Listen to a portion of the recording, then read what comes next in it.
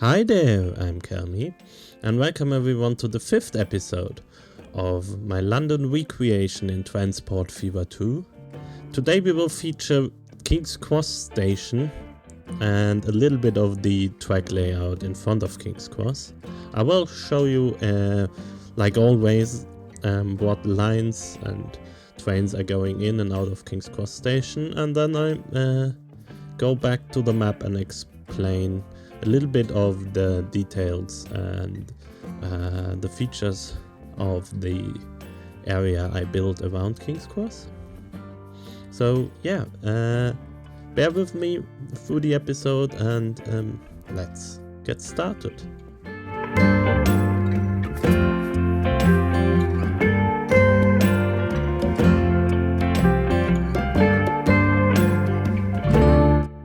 So let's have a look at the map.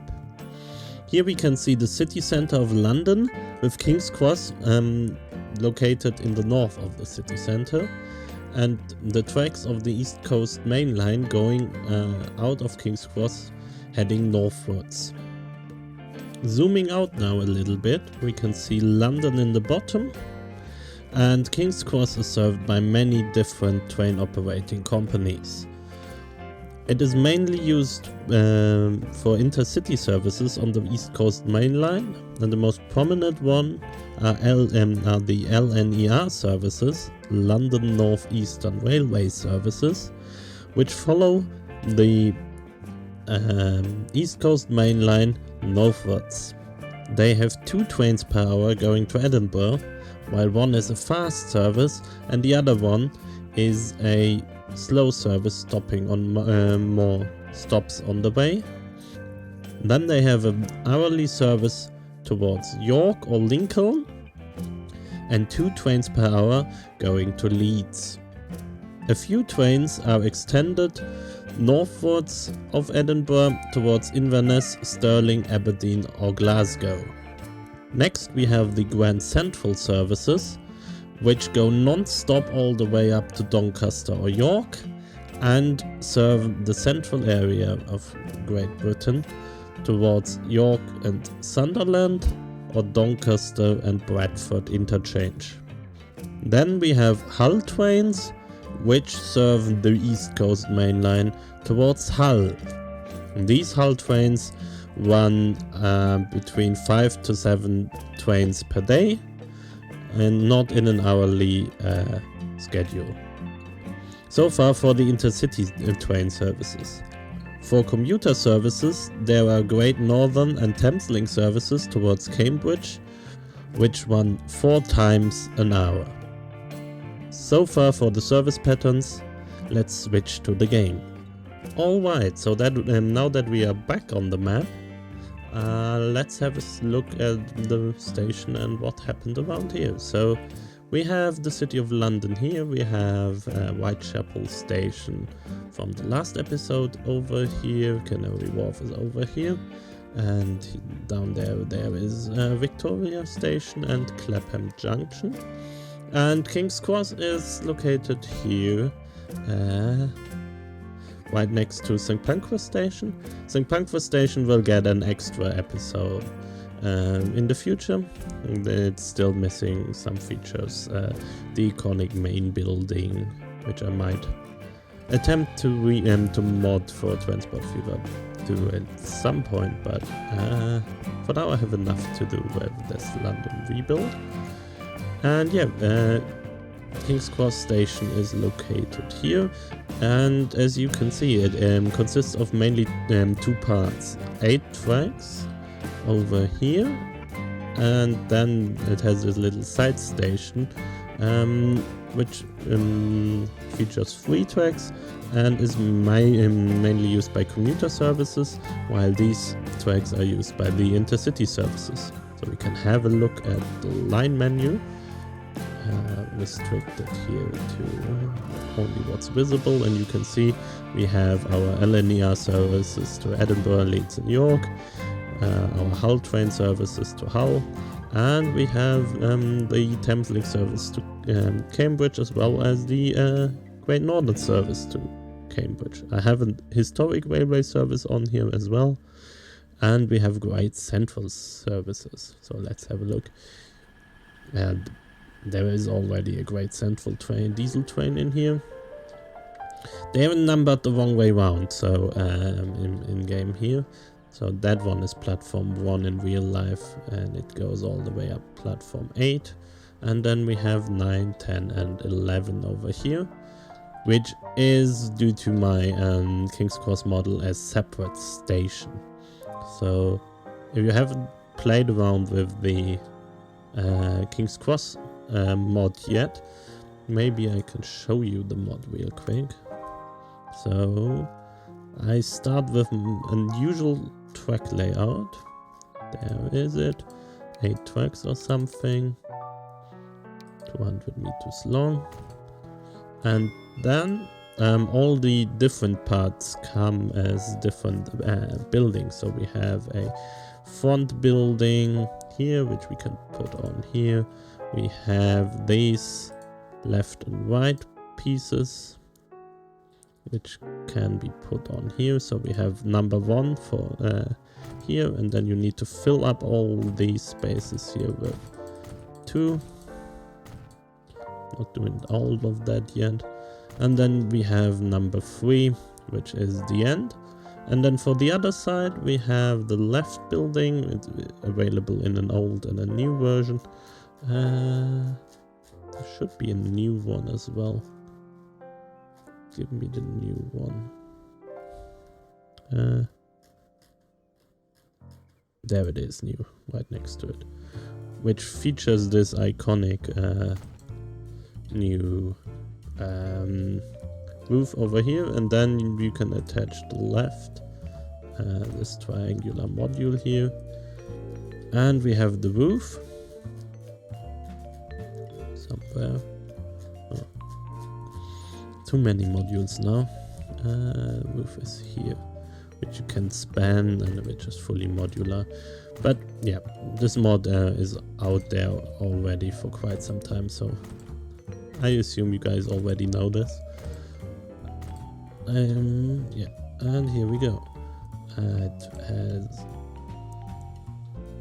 It features the ticket barriers here, and in here you have interior, some ticket machines, some ticket offices, some benches as well, and some shops. So yeah, and then it's a bit fiddly to actually place the third, so the station on here.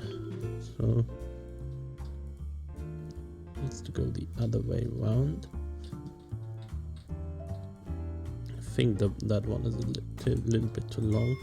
And then you can go King's Cross again and put on the end bit here. Oh, it doesn't fit. I think what I need to do for that is to modify this one here. Here we go. Need to delete that one. No. Yeah, because it fits perfectly when you align these two stations. So going here and align these so they line up here.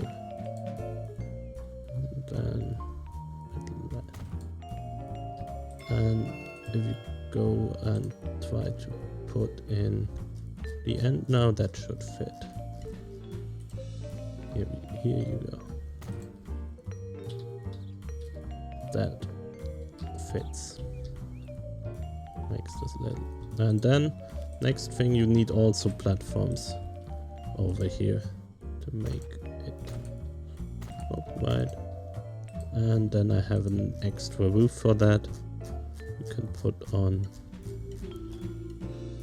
as well. Here you go. And then you have King's Cross Station basically. So that's how you build it. People were asking for a tutorial on that, but I think there are already quite a lot of there out there. Yeah. So King's Cross, the track layout is interesting because it goes underneath the canal here, and then comes up again, and then goes into a tunnel again here, and the overground with the North London line crosses, and the modern bridge here is the beginning of HS1, which heads off towards Stratford International over here, where the high-speed services stop first, and goes into St. Pancras station here. It is connected to the North London line over here via this bridge, as well as you can connect into St. Pancras station. And here we have a nice LNER service running through. This one goes to York. And this here connects the Thameslink trains to the East Coast Main Line. So yeah, East Coast Main Line goes northwards over here. There's nothing very much, not much details going on over here. Yeah. And here is an overground service crossing. So in my recent Let's Play videos I was detailing this junction over here, which is quite a junction, and which goes into St. Pancras station. I will make an extra video for that, but just to explain you the layout of the junction. So the Eurostar services go into the left side of this of St. Pancras station, and go connect here to HS1. We have a few flying junctions here as well, and then to the left you see you see the, what is it? I forgot the name. Great Midlands Railway? I don't know. I'm sorry, I should have looked that up before. But yeah, that one goes here, and it has a connection here to the North London line as well. And here you see a freight service coming from the East Coast Main Line and connecting on the North London line. I think it goes left towards the West Coast Main Line. So there's a connection between the East Coast Main Line through the North London line to the West Coast Main Line as well.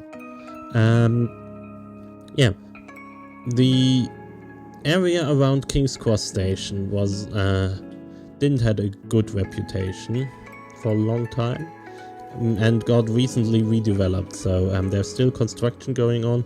I think the Google, not the headquarters, but Google has an office here on this side, and there are lots of offices, but also housing developed over here.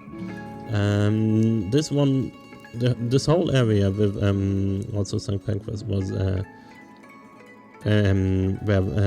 built on an old goods yard, with lots of freight trains going on here as well. And that one got redeveloped recently, and there's still construction going on over here. Oh, there's very nice. We have two high-speed services, a Eurostar service and a high-speed service coming in. And you can see here still some industry going on within this junction, and that's a concrete plant as far as I know. And it was quite interesting to build. So to build the canals, this is not real water. This is a paintbrush. So on the paint tools I got a water, and you can paint on some water. You can paint it. Stay still. You can have fresh, and then it has some waves on it, so you can paint on waves. After the autosave.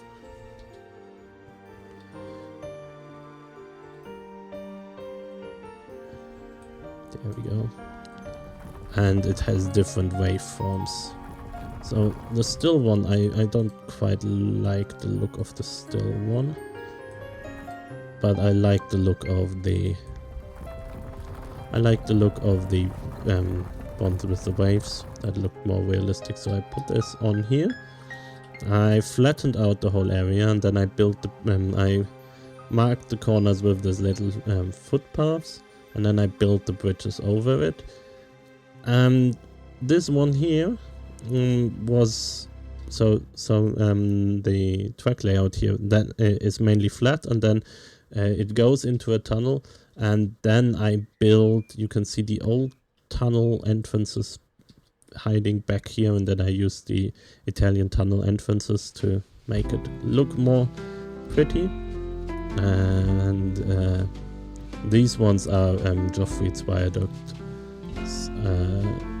which I showed you in the last episode on how to use. So if I have something like that, let's go here or something that has quite a slope. So I usually do use the retainment walls, these ones here, to make them quite big, and then you can put on terrain alignment like this, lower and upper, and I mostly use them here for producing a flat area like this. So I want to make a sunken thing over here.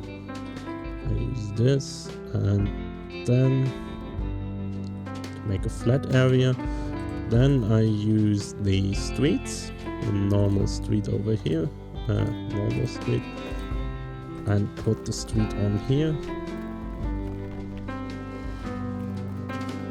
like this.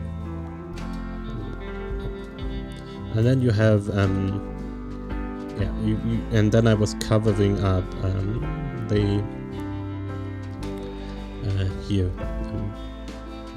terrain with the Joffrey's viaducts, mixed them with some of the Italian retainment walls, and detailed this with assets. Same on this side here as well, and then put fences on top, and around here. Oh, there is a Hull train coming around.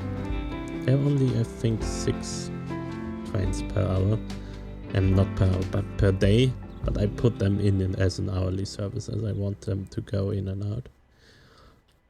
Yeah, and then the same I did here. This is also heavily used with Joffrey's Viaduct. And there is that's a very nice area. I really recommend visiting there if you're next time in London. Walk next to the canals, and there are some bars, some pubs there. You can see there are some nice little parks on there as well, and they have these narrow boats where people actually live there and on them. And I started making the mod. It's not nearly finished. As you can see, they are all blue. I want them in different color varieties. But yeah, stay tuned for a mod like this as well. And then they have a market hall over here. And lots of houses and offices are being built in this area. On the St. Pancras side, there is a little graveyard north of the station as well. I put in here. It's an old graveyard. I don't think it's used anymore, but it's a nice little park now. Yeah. Alright, and yeah, and the city of London, everything fancy, the city centre begins northwards. There is this one road you can see here where all the big stations are located on. So we have King's Cross here, we have St. Pancras here, then Euston coming up, then Marylebone over here, and then Paddington over here. And this road you can also everything with south of this road within the city centre is you have to pay a congestion charge to drive in there. So that one is the first road that is free. When you ever plan to drive through London, that's useful to know. Yeah, and the canals, they where I built my demonstration, King's Cross. They go into a tunnel over here, then there's a little hill here, and then they go come out of the tunnel again and follow, go through North London and go southwards and join the Thames between Canary Wharf and the city.